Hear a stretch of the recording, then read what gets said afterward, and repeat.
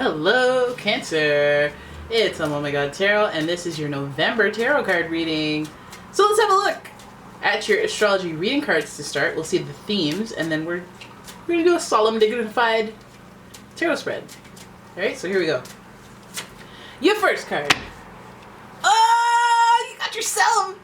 The energy is emotional, sensitive, caring, and loving, Cancer. It may concern family, a mother, or a child. So let's put that in our back pocket. We got Gemini energy. Woo! We're just coming off of the Gemini energy. The energy is communicative, mischievous, lively, witty, and informative. Stimulating exchange is possible. You know how them Geminis be. Stimulating exchange. I'll keep it PG. Then we have Taurus. The energy around you shows the abundance of nature. It is rich, earthy, and productive, yet relaxed and slow. So, feels like feels like the month starts oriented around family, of course, but it could really hit you anywhere where the feels are. I mean, it could be anyone that's close to you that feels that you have a deep love for. It's essentially loved ones, but this also it speaks to the energy that is something you're sensitive about, something like a oh no you don't you talk about my mama type energy. Like, I'm sensitive this month. We also have the communication with Gemini, so it could be a little bit of a social month. You're doing a lot of talking, maybe you're a little protective in how you're communicating with people. And then we have Taurus energy, meaning you're a busybody, you're productive, you want to build stuff, you want to go out there and explore the earth.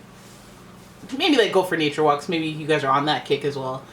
Some of you guys are doing the hustle and bustle thing of the money, get that money. But let's have a look at your tarot spread to see what's really going on. What is really going on with Cancer for November? What is coming up for Cancer for November that they should know about? What are the tarot themes associated with these astrological themes for Cancer in the month of November? Right, so here we go.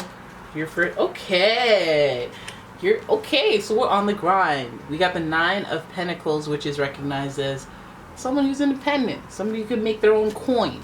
Now there's somebody in the mix this month that is very self-sufficient and full of opportunity, full of self-sufficiency, and they're on the brink of becoming a master. They're on the brink of mastery, right? So this is somebody who's at a level where they are recognized amongst their peers as someone who is reliable, responsible, successful, or it could be just the person that's looking at you, that's how they see you, as a very independent person, successful, somebody that they're in awe of. Oh my godness. We have the moon here in reverse, so let's not get too in awe and have the blinders on as a result. There's a romantifying people that you're with thing that you kind of do.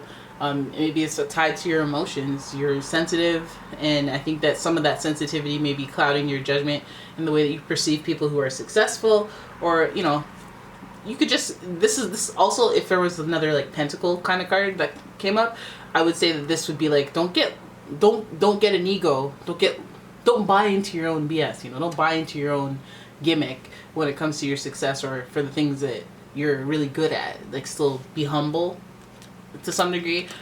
I mean the moon in reverse is like your perception of reality is distorted, I would say, by the ego if we're talking about the 9 of Pentacles. But then we have the Ace of Pentacles.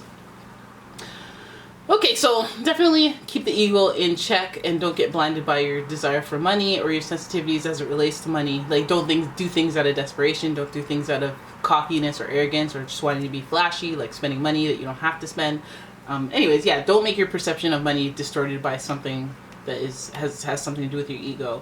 All right, we have the Ace of Pentacles. You are onto a new opportunity. There's something in the rumblings, amidst the confusion. There's some new opportunity that's going to be realized. And that's your thing, I guess. You can do that because you're recognized as somebody who can be self-sufficient. So ideas are flowing to you. So this month feels like you're trying to get businesses started, like you're trying to have ideas flowing and be productive. Then we have the Page of Pentacles, who's also very productive and into the research part of that productivity. We jump from the Ace of Pentacles, where we're inspired by an idea, to the Page of Pentacles, who is doing the research for that idea. And please notice that in the beginning, when the idea is forming, there's a bunch of clouds and confusion, and there's a path to walk down, and it's exciting and everything. But there's a lot of clouds, and then we get to the Page of Pentacles and we see the clouds are thinning out a little bit more, right? But there's also action going on, so that's why We have the Five of Swords, which represents having to cut losses, having to pick this over that and walk away, you know? You know, when you have to make a good deal, and maybe that's like I have to cut things off to give my full investment of time into this business or whatever tangible business opportunity you guys are going after. Or, you know, this could be a hobby turned business. But I think it involves communication and maybe online. Then we have the we got the Nine of Swords. Sorry about that little pause there. You know, I'd be thinking sometimes. We have the Nine of Swords there, a little anxiety. Some of you guys are having trouble with the paradox of choice. How you have so many options and you end up doing nothing.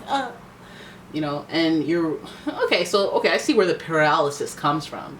But I want to understand that a little bit better. So let's try it. Boom. Yeah, you're in your head too much about it. Maybe you need to clear your head and you get rid of some of your vices. Could be drinking alcohol. Maybe you have a little more self-discipline. And you have to be able to walk away from things that aren't serving you. That's essentially the Five of Swords anyway, but you know, that's a loud and clear kind of a thing that you have to cut off. Like, you have to get rid of the things that are hurting your productivity. Yeah, work may seem harder than it should be, and you're reflecting on whether or not you can sustain that type of effort, as well as how the heck did you do it before. Definitely something that needs to be looked into on the... What is this? What is this? When those two cards pop up in a reading, it makes me go, okay, there's some addiction or there's some type of you that you've lost personal control of. And that may be, you could be overly exercising, you could be underly exercising, your diet can get away from you, drugs, alcohol, being obsessed with a person, depression, anxiety, anything that clouds your judgment because of your emotions, or because, you know what I mean? Like anything that's not necessarily who you are, but you are this as a result of the filter of non-sobriety, right? So there's something affecting your filter. You guys can be dealing with a Cancer, Gemini, Taurus, yes, but also a Pisces, Capricorn.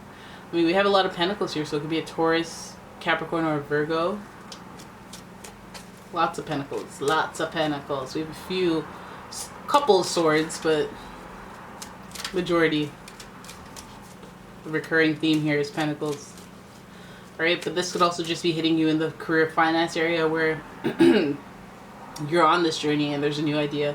So I mean, it does make me feel like you already have something going on, and then there's a new opportunity that is going to be emerging this month for you, and there's just like you doing research for it. And I guess like maybe if some of you guys are at a 10 already and you have a lot of work and you don't know how you're going to fit it into your schedule, Nine of Wands, you're gonna have to like cut some stuff off or deprioritize some things, or otherwise it's gonna give you anxiety and you're gonna feel overwhelmed. And I think that those things that you need to cut off are things that have been giving you anxiety. For example, again, drugs, alcohol, or a lack of exercise, or anything that takes away from your wellness. You're gonna have to cut down on that, right?